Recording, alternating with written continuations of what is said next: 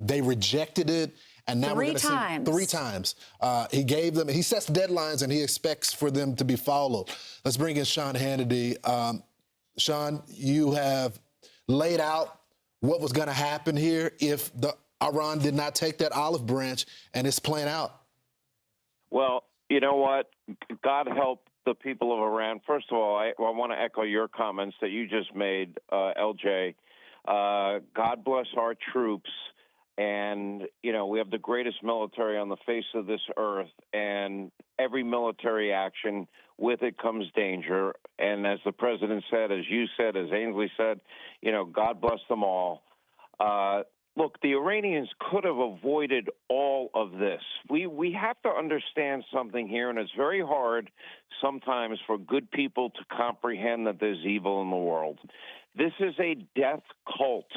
The president, as you just said over and over and over again, he preferred peace.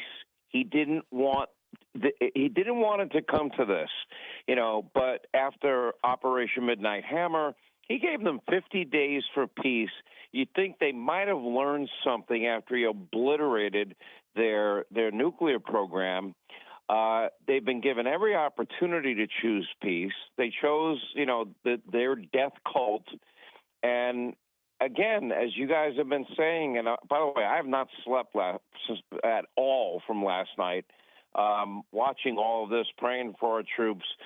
What makes Donald Trump so consequential and so transformational is, again, how many presidents did one of you guys just mention 6. have an opportunity to take out this regime, and they didn't have the political courage to do it, even when they were killing American citizens at times.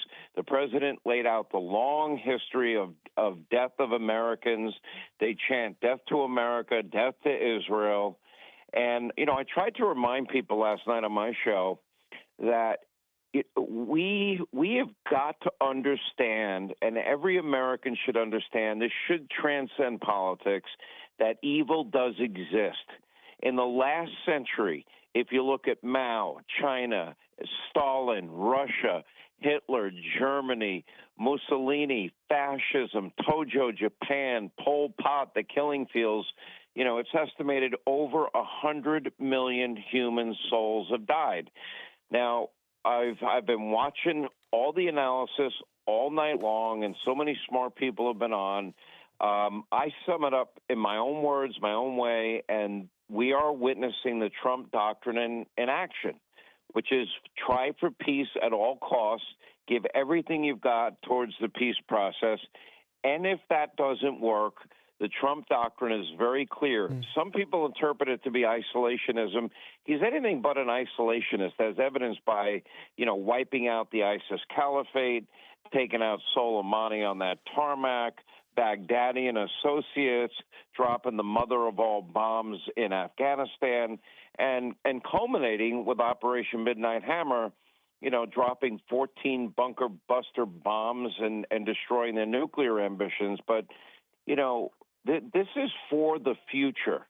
The vision that President Trump has is we have to learn the lessons of the last century, and we have to understand that death cults do arise and emerge, right. And it's better to defeat them now than to wait. Sean, I 100% agree, but I'll tell you, this is for the first time I remember us taking a definitive operation in the presidents and of all the different presidents, Republican and Democrat, where you have people on the right who are saying the president promised no foreign wars, not understanding the world has a vote and that our enemies have a vote in this, as if he's supposed to look the other way because he wants to avoid foreign wars. It's not really a choice of a president if you really have national security as an objective. Well, it's nice for them to sit back in the luxury and comfort of their own homes. But you know something, we all have a duty and an obligation to think about future generations. You know, I think the reason that the president gave, you know, that 10-day deadline to the Iranians, that final deadline, and remember, the Iranians broke every single solitary promise and deal they've ever made. You mentioned just before I came on, I heard you mentioning, Obama and Biden. The policies of appeasement don't work. I mean, Obama, said pretty please with sugar on top. Please don't, build out your nuclear capability. And here, we'll fly in cargo planes of cash and other currency, and we just hope you promise that you're going to be good. They're not trustworthy. They're great at making deals. Senator Tom Cotton made this point last night. They make deals all the time, but they don't keep their word. They're not trustworthy. And, we see it in their actions. Since 1979, they have been fomenting terror throughout the entire region and bringing nothing but death and destruction with it. Now, I'm going to tell you something. As this operation moves forward, and this is going to be long and comprehensive, and as the president said, he is now giving the people of Iran their opportunity. Their hour of freedom now is in their hands, and it is the largest U.S. presence in the Middle East in decades since the Gulf War. The president clearly understood that this is a regime that now will have its back against the wall. They will be desperate, and it's very obvious to me that they were anticipating a possibility of the Iranians going completely scorched earth and dropping everything and throwing every single thing they have at U.S. targets in the region and the Israelis, as we've been watching very closely what's been going on in Israel. We've got to learn the lessons of history, and I'm going to say something to those isolationists.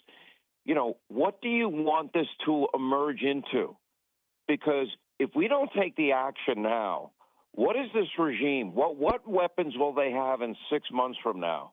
What are they going to have when a Trump's year gone? from now? Or when Trump's gone? They're looking to wait out Trump. The problem is they definitely do. Yeah. Sean, the problem is go into this a little bit because we heard Marco Rubio talk about how hard it is to negotiate with the Iranians because of their ideology, their religion.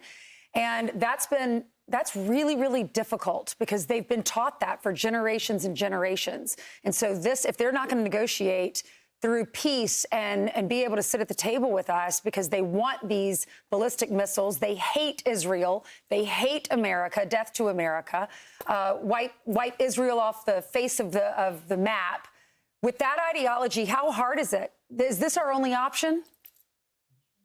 At this point, it really has come down to it, Ainsley. I mean, this is really a moment of truth.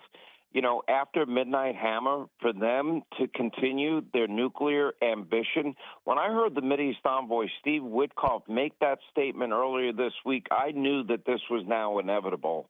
That to me was the cue, is that they were getting close again and rebuilding their ballistic missile systems. Again, go back to the president's statement from this morning that he made. They're going after their ballistic missiles, any possibility they'll ever have a nuclear weapon, their drone system.